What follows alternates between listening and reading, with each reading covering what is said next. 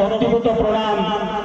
आज आज आम फकीर सार पाखे पहुंचीचु अवर्तमान आम अनुभव कर छत्रपड़ा उच्च विद्यालय जो आकाश एक उज्ज्वल ज्योतिष असमय खसी जाइए छत जमीका आकाश से अंधकार हो जाए।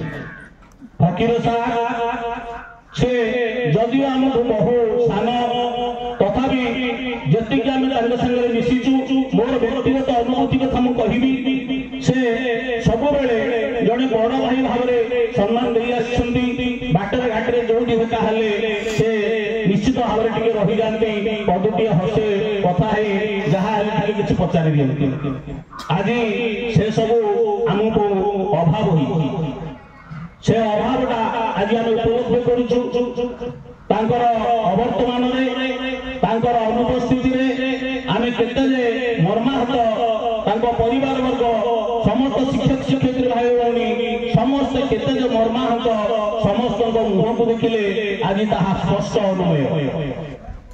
किंतु गोटे कथा जमी मोर पूर्व वक्ता माने प्रिय आदर छात्र छात्री जन समस्ते कहीगले से जड़े कौन बा कहि जड़े अनादर स्नेह अमायिक निष्ठभाषी सरल हृदय परोपकारी एवं सर्वोपरि जड़े समाजसेवी शिक्षक छात्र मानकर किपरि उज्जवल भविष्य गढ़ा जाई परिबो छात्र माने किपरि सरल भाव में कौन विषय को बुझी पारे से जे कौन विषय हो खाली जो गणित विज्ञान कथा नुहे स्कूल किंतु सर्वांगीन उन्नति हो पारिबो ताहा आमे प्रत्येक क्षेत्र में मर्मे मर्मे अनुभव कर विद्यालय सर्वांगीन विकास से सदा सर्वदा चेष्टित थे सब पिला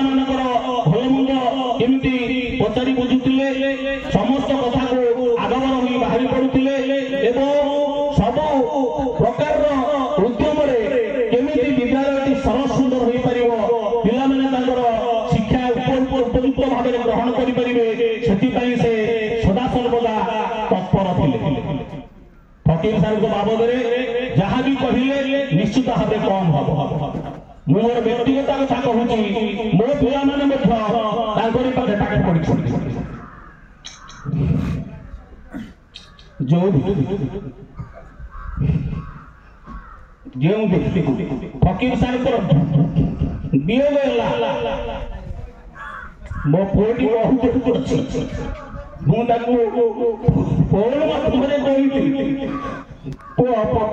चलिए एवं अगणित व्यक्ति जीवन को स्पर्श कर जड़े दयालु व्यक्ति भाव में आम मान अमर रही ऐतिह्य आम मान केवे लुप्त होना भगवान पाखे मुझे प्रार्थना करी से आत्माकर सद्गति करातु कोटि कोटि धन्यवाद देले महानतार व्याख्या मो शब्द संरचना कहीं के परिशेष ये कहूँ चाहे आम मान प्रति रही अवदान सहानुभूति धैर्य एवं अटल समर्पण से चिर चिर अमर रही। जय जगन्नाथ।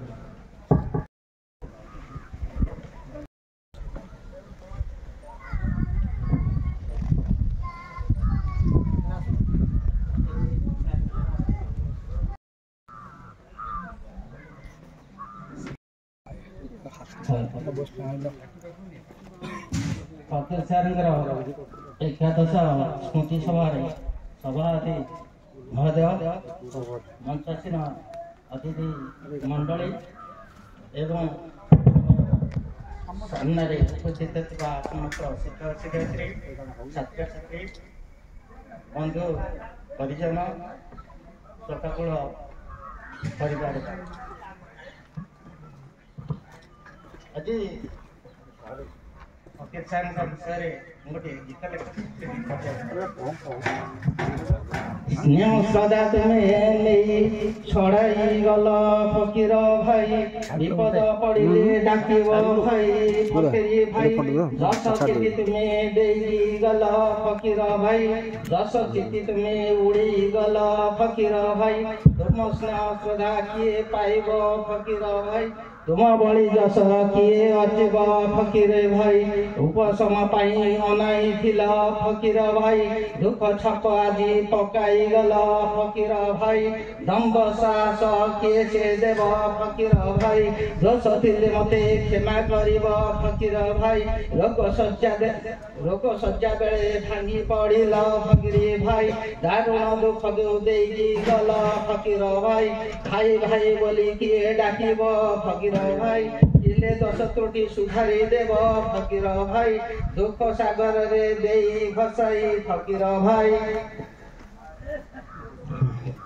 ସୁଖ ତୁମେ ଟିକେ ପାଇଲ ନାହିଁ ଫକୀର ଭାଇ, ଶ୍ରଦ୍ଧାରେ ଗଢ଼ିଲ ଛାତ୍ରଛାତ୍ରୀଙ୍କୁ ଫକୀର ଭାଇ।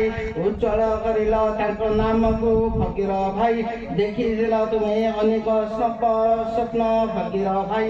ଅଧାରେ ରହିଲ ତୁମ ସପନ ଫକୀର ଭାଇ, ଶୂନ୍ୟ ହେଲା ତୁମ ମନ୍ଦିର ପୂର୍ଣ୍ଣ ଫକୀର ଭାଇ। ଅଧା ରହିଗଲା ତୁମ ସପନ ଫକୀର ଭାଇ, ଦୁଃଖ ଦେଇ କରି ଗଲ ତରି ଫକୀର ଭାଇ। ଭବ ସାଗରରୁ ହୋଇଲ ପାରି ଫକୀର ଭାଇ। ଫକୀର ବେହେରା ତାଙ୍କର ମୋର ଉପର ବ୍ୟାଚ୍, ଦୁଃଖ ଲାଗେ। ସେ 93ରେ ମାଟ୍ରିକ ପାସ୍ କଲେ, ଆମେ 94। କିନ୍ତୁ ଆମ ନାରାୟଣପଡ଼ା ସ୍କୁଲକୁ ସେ ଯେତେବେଳେ ଯାଏ, ଗୋଟେ ବହୁତ ହାଇଟିଆ ଟୋକାଟା ହେଇକି ଯାଏ। ସେ ଭାଇ ଭଉଣୀ 2 ଜଣ ଯାଆନ୍ତି। ଆମେ ସେଇଦିନଠୁ ପରିଚୟିତ।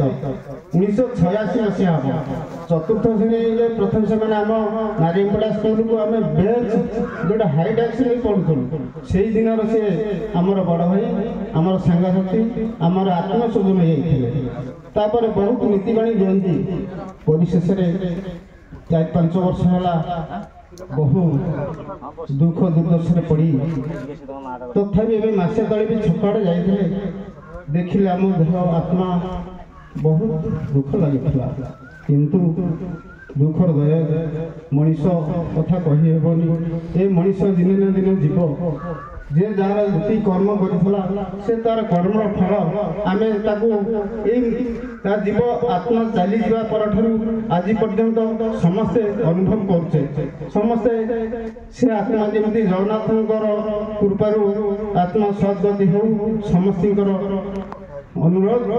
ଏବଂ ତାଙ୍କର ସେ ପରିବାରକୁ, ସେ ଦୁଃଖଦ ପରିବାରକୁ ପ୍ରଭୁ ଜଗନ୍ନାଥ ଆମର ଭିତରେ ବଞ୍ଚି ରହିବେ, ଆମର ଭିତରେ ରହିବେ, ଏଥିରେ କୌଣସି ସନ୍ଦେହ ନାହିଁ। ଆପଣମାନେ ଜାଣନ୍ତି, ଯେମିତି ସାର୍ ଏଇନା କହୁଥିଲେ, ମାନବ ଜୀବନ ନୁହେଁ କେବଳ ବର୍ଷ ମାସ ଦିନ ଦଣ୍ଡ, କର୍ମେ ଜୀବନର କର୍ମ ଏକା ତାର ଜୀବନର ମାନଦଣ୍ଡ।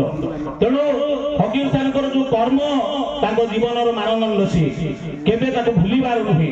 ତାଙ୍କ କଥା କେବେ ବି ଆମେ ଭୁଲି ପାରିବା ନାହିଁ। ସେ ଆଜି ଆମ ପାଖରେ ନଥିଲେ ମଧ୍ୟ ଆଜି ଆମେ ଯୋଉ ଅଶ୍ରୁଳ ପରିବେଶରେ ବସିଛେ, ଯୋଉ ଶ୍ରଦ୍ଧାଞ୍ଜଳି ଦେବା ପାଇଁ, ଟିକେ ଫୁଲ ଟିକେ ଦେବା ପାଇଁ ଆସିଛେ, ସେଇ ପରିବେଶରେ ଆମେ ସମସ୍ତେ ନିଶ୍ଚିତ ଭାବରେ ତାଙ୍କର ଗୁଣକୁ ମନେ ପକାଉଛେ, ତାଙ୍କର ସ୍ମୃତିଚାରଣ କରୁଛେ, ତାଙ୍କ କଥା ମନେ ପକାଉଛେ ଏବଂ ତାଙ୍କ ପ୍ରତି ଆମର ଗଭୀର ସମବେଦନା ଜ୍ଞାପନ କରୁଛେ। ତେଣୁ ସେ ଯାହା ହଉ, ଫକୀର ସାର୍ଙ୍କ କଥା କହିଲେ ନ ସରେ, ଯେତେ କହିଲେ ମଧ୍ୟ କମ୍ ହବ। ତାଙ୍କ ପାଇଁ ଏସବୁ ଶବ୍ଦରେ କିଛି ମାନେ ନାହିଁ। ସେ ସବୁ ଶବ୍ଦର ଉପରେ ସେ ଜଣେ ମହାନ ବ୍ୟକ୍ତିତ୍ୱ, ସେ ଜଣେ ଅମ୍ଳାନ ପ୍ରତିଭା, ଏଥିରେ କୌଣସି ସନ୍ଦେହ ନାହିଁ। ତେଣୁ ସର୍ବଶେଷରେ ମୁଁ ଏଇ ଜଗତରନାଥ ଜଗନ୍ନାଥଙ୍କ ପାଖରେ କାମନା କରିବି, ତାଙ୍କର ଶୋକ ସନ୍ତପ୍ତ ପରିବାର ବର୍ଗଙ୍କୁ, ତାଙ୍କ ଆତ୍ମୀୟଙ୍କୁ, ସମସ୍ତଙ୍କୁ ଏ ଦୁଃଖଦ ପରିସ୍ଥିତି मंचासीन मोर गुरुजी